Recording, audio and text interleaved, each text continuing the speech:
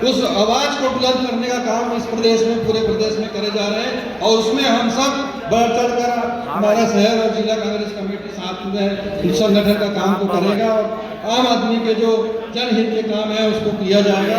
मैं कार्यक्रम को आगे बढ़ाने के लिए हमारे शहर जिला कांग्रेस कमेटी के अध्यक्ष आदरणीय जितेंद्र मोदिया से भी आग्रह करूंगा इस कार्यक्रम को करते हुए दो शब्द अपना एक बार जोरदार नारे के साथ हम सब माननीय अध्यक्ष जी का सबकी तरफ से स्वागत अभिनंदन करते हैं। Congress party, Congress party, Congress party, दोनों हाथ उठा के, इतना सुस्ती में मजा नहीं आएगा।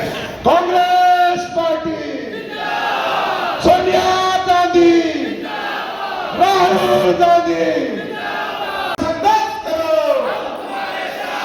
दीपक भैया संघर्ष करो।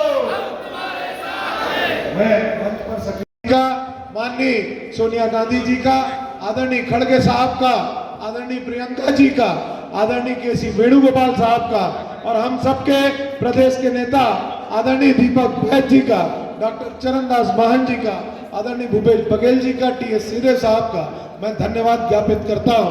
मैं आपको विश्वास दिलाता हूं माननीय अध्यक्ष जी, राजनांदगांव में आने वाले दिनों में आपके द्वारा दिए गए निर्देशों का हम लोग सख्ती के साथ पालन करेंगे। साथ ही साथ राजनांदगांव के कांग्रेस के साथियों की लड़ाई और यहाँ की जनता की लड़ाई को हम सब मिलकर लड़ने का काम करेंगे।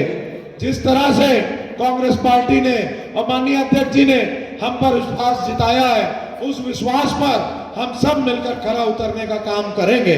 मैं माननीय अध्यक्ष जी आपको विश्वास दिलाता हूं कि हम सब मिलकर पूरी कांग्रेस एकजुट होकर आगे आने वाले समय में लड़ाई को लड़ेगी और जनता की लड़ाई को लड़ेंगे।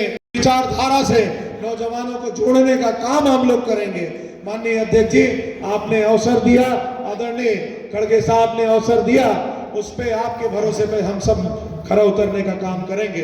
बहुत शॉर्ट नोटिस कल शाम को मीटिंग के बाद माननीय अध्यक्ष जी से चर्चा हुई और अध्यक्ष जी ने हम लोगों के निवेदन को स्वीकार करते हुए 6 साढ़े 6 बजे के बाद शादी से जाकर हमारे दीपक बैद जी आएंगे। इसके बाद मैं कहता हूँ कि